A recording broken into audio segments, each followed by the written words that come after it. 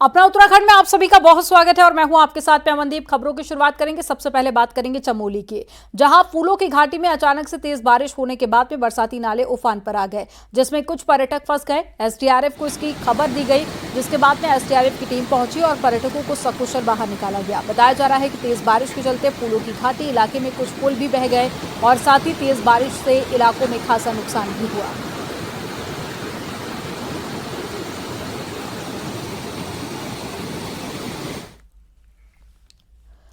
उत्तरकाशी में वरुणावत पर्वत पर एक बार फिर से लैंडस्लाइड शुरू हो गया है, जिसके बाद में सरकार एक्शन में आ गई है। भूस्खलन को लेकर सीएम पुष्कर सिंह धामी के निर्देश के बाद में आपदा प्रबंधन सचिव गुरुवार को जायजा लेने पहुंचे, जहां उन्होंने प्रभावित क्षेत्र का दौरा कर अधिकारियों के साथ में जरूरी बैठक की और अधिकारियों को जरूरी दिशा निर्देश भी दिए। उन्होंने भूस्खलन के नीचे रहने वाले परिवारों को जल्द हटाने के निर्देश दिए, साथ ही जल्द ही सुरक्षात्मक कार्य करवाने की बात कही। आपदा सचिव ने बताया कि बारिश होते ही पत्थरों के नीचे आने की बड़ी आशंका है। साथ ही ट्रीटमेंट के लिए 4 प्लांट सामने आए हैं, जिस पर एक्सपर्ट टीम से सर्वे कराकर जल्द ही भूस्खलन जोन पर कार्य करवाना शुरू किया जाएगा, जिससे शहर को सुरक्षित रखा जा सके। जो भी नीचे लोग रहते हैं उनको हटा लें, वहाँ कोई न रहे जब तक पत्थर वहाँ पे अटके हुए हैं। और प्रोटेक्शन के लिए तत्काल हम लोग कार्रवाई शुरू करने के लिए एक पीएचडीसी को या किसी संस्था को हम आप शासन में बात करेंगे, माननीय मुख्यमंत्री जी से बात करेंगे। माननीय मुख्यमंत्री जी ने कहा कि पहले जाकर देख के आइए आप कि क्या दिक्कत है और क्या समाधान हो सकता है। तो वो हमने देख लिया है। अब एक एक्सपर्ट एजेंसी लगा के हम लोग उस पर सर्वे कराएंगे कि किस तरह से काम किया जाना है। 3-4 प्लान हमारे पास हैं, उस 3-4 प्लान में कौन सा काम कहाँ पे करना है वो हमें डिसाइड करना है। मुख्यमंत्री पुष्कर सिंह धामी वरुणावत भूस्खलन के बाद में अलर्ट मोड पर हैं और सीएम धामी ने देहरादून में आज अधिकारियों की मीटिंग ली। सचिवालय में सीएम धामी ने आपदा प्रबंधन और साथ ही पुनर्वास विभाग की मीटिंग ली है और साथ ही जरूरी दिशा निर्देश भी दिए। इस मीटिंग में वरुणावत को लेकर निर्देश दिए गए हैं, साथ ही जगहों पर भी आपदा प्रबंधन को लेकर भी जरूरी दिशा निर्देश दिए गए। सीएम धामी ने वरुणावत के लिए IIT रुड़की और THDC की मदद लेने के लिए भी उत्तरकाशी के डीएम को कहा है।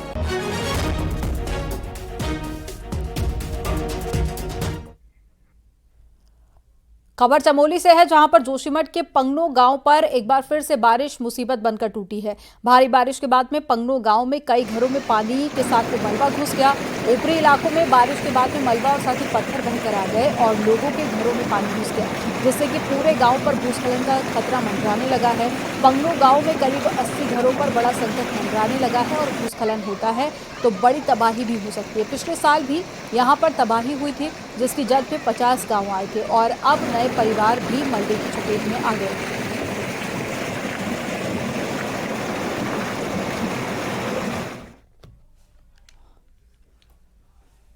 हरिद्वार से खबर है, यहां पर रेलवे स्टेशन के बाहर ई-रिक्शा चालकों की गुंडाई देखने को मिली है। यात्रियों से किराए को लेकर हुई कहासुनी के बाद में ई-रिक्शा चालकों ने यात्रियों की पिटाई कर दी। ट्रेन से रेलवे स्टेशन पर उतरे यात्रियों में महिलाएं और बच्चे भी शामिल थे। घटना का वीडियो भी सोशल मीडिया पर वायरल हुआ, जिसमें कुछ लोग लात घूंसे और साथ ही डंडों से यात्रियों को पीटते हुए नजर आए और यात्रियों के साथ में हुई मारपीट के बाद में हरकत में आई पुलिस ने 3 ई-रिक्शा चालकों के खिलाफ मुकदमा दर्ज कर गिरफ्तार कर लिया। आपको बता दें कि हरिद्वार रेलवे स्टेशन और बस स्टैंड के बाहर बेहतर के ढंग से ई-रिक्शा का जमावड़ा लगा हुआ था और यहां अक्सर यात्रियों के साथ में मारपीट की घटनाएं भी सामने आती रहती हैं।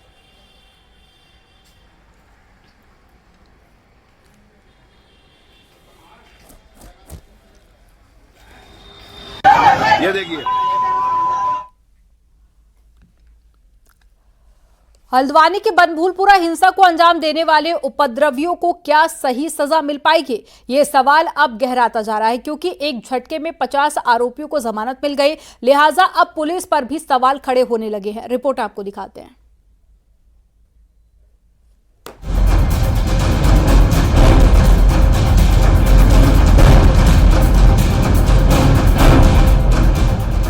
8 फरवरी की बनभूलापुर हिंसा के बाद पुलिस ने ये 100 से ज्यादा आरोपी जेल में बंद कर दिए थे, लेकिन अब एक एक कर 50 से ज्यादा आरोपी जेल से बाहर आने की तैयारी में है, क्योंकि इन्हें जमानत मिल गई है और इन आरोपियों के जमानत की वजह पुलिस की कमजोर पैरवी मानी जा रही है, लेकिन पुलिस ये मानने को तैयार नहीं।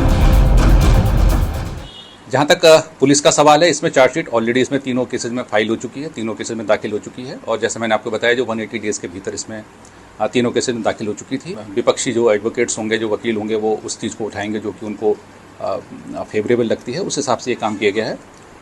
बाकी अभी हम इस निर्णय का पूरी तरह से अध्ययन करेंगे और जो इसमें आवश्यक कार्रवाई होगी वो करेंगे। पुलिस की दलील है कि केस अभी ट्रायल में आना बाकी है। जमानत का ये मतलब कतई नहीं कि हिंसा के आरोपी बच निकले। आरोपियों ने जमानत का ग्राउंड 180 दिन से ज्यादा खुद के जेल में बंद होने को बनाया, जिस पर हाई कोर्ट ने 51 लोगों की जमानत अर्जी मंजूर की है। हल्द्वानी से न्यूज़ 18 के लिए शैलेंद्र नेगी की रिपोर्ट।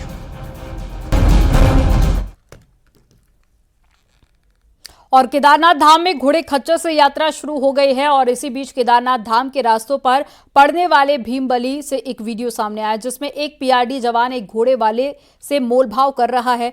आरोप है कि इस रास्ते पर चलने वाले हर घोड़ा मालिक से 500 रुपए सुविधा शुल्क के तौर पर कथित रूप में लिए जाते हैं। इसका वीडियो भी सामने आया है, हालांकि न्यूज़ 18 इस वीडियो की पुष्टि नहीं करता।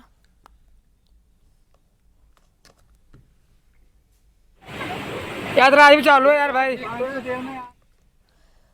ट्रैफिक और भारी गाड़ियों की संख्या में हो रहे इजाफे को देखते हुए पीडब्ल्यूडी अब 2 जिलों के सभी पुलों को अपग्रेड करने जा रहा है।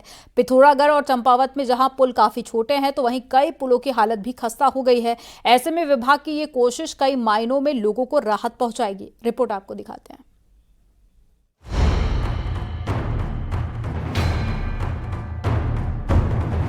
पहाड़ों में दशकों पुराने पुलों पर सफर करना कठिन तो है ही, साथ ही खतरनाक भी है। भारी गाड़ियों का बोझ सह रहे इन पुलों में कुछों की हालत इतनी खराब है कि ये भी जमींदोज हो सकते हैं।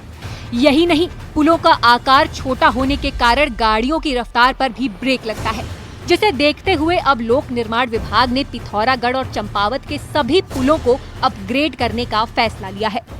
21 पुल तो पिथौरागढ़ जनपद के अंतर्गत हैं और ये सारे पुल अभी हमने प्रथम फेज में हमारे स्टेट हाईवे जितने हैं उन स्टेट हाईवे के अंतर्गत जो भी पुल पड़ते हैं उन पे लिए गए हैं। अभी इन पुलों को छांटा गया है।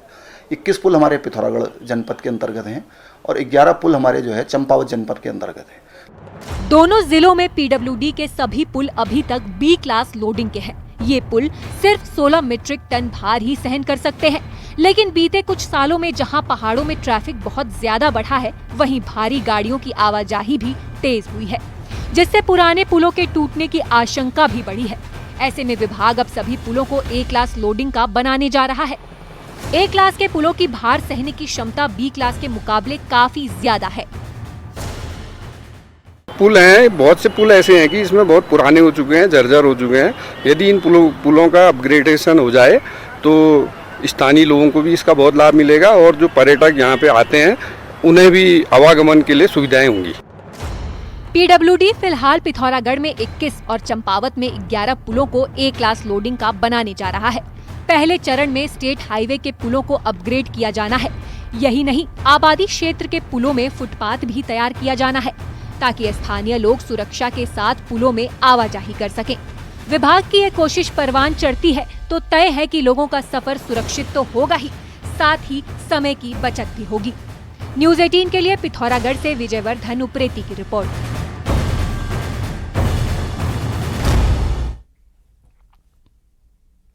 और खबर देहरादून से है, जहां पर कांग्रेस नेता हरक सिंह रावत को ईडी का समन मिला है। पाखरू सफारी मामले में हरक सिंह से पूछताछ होगी और सोमवार को देहरादून में ये पूछताछ हो सकती है। हरक सिंह रावत के समर्थन में कांग्रेस प्रदेश अध्यक्ष करण माहरा आए हैं और माहरा ने कहा है कि ईडी का इस्तेमाल विपक्ष के नेताओं को दबाने के लिए हो रहा है। माहरा ने आगे कहा कि ये पूरा मामला तब का है जब हरक सिंह बीजेपी में थे।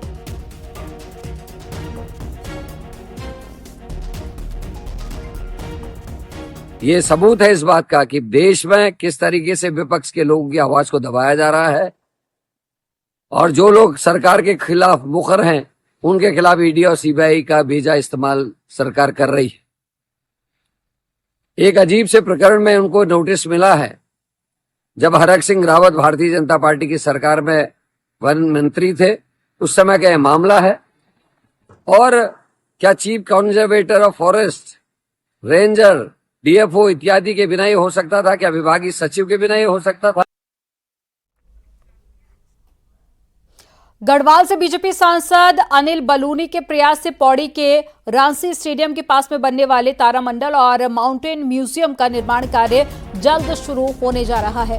लोक निर्माण विभाग ने रोड की टेंडर प्रक्रिया को पूरा करने के बाद में अब माउंटेन म्यूजियम और तारामंडल निर्माण के लिए भी टेंडर निकाल दिया है, जो करीब 20 करोड़ की लागत से तैयार होगा।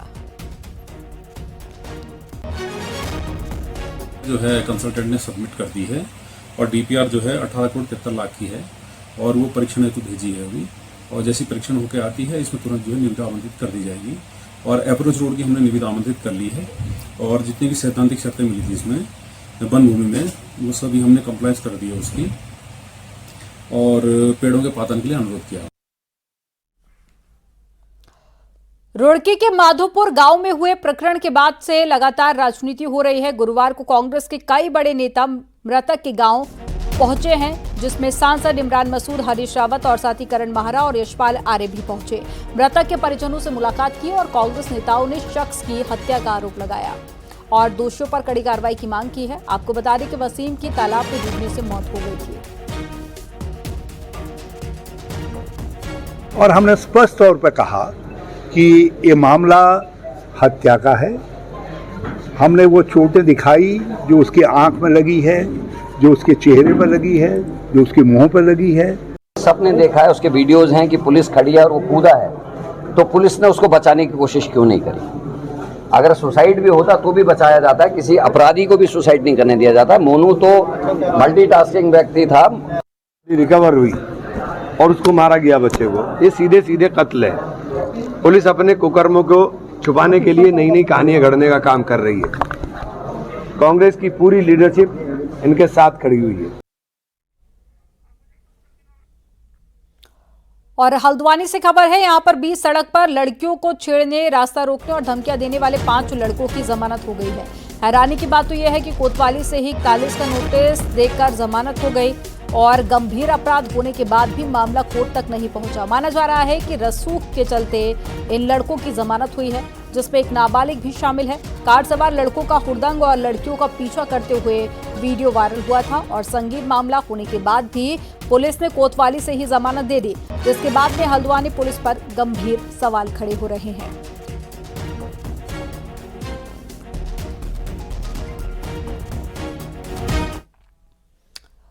रामनगर में वन विभाग ने सैकड़ों लोगों की जमीन खाली कराकर वहां से हटने के नोटिस दिए हैं।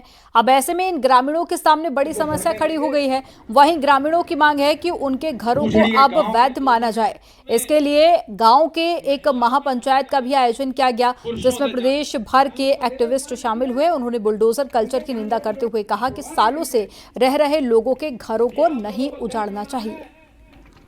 आप लोगों ने तो हमारी मांग है कि ये बुलडोजर राज को रोकें और जो जहां पर है उसको वहां पर मालिकाना हक मिले, उसका नियमितीकरण हो, उसको मूलभूत सुविधाएं हो।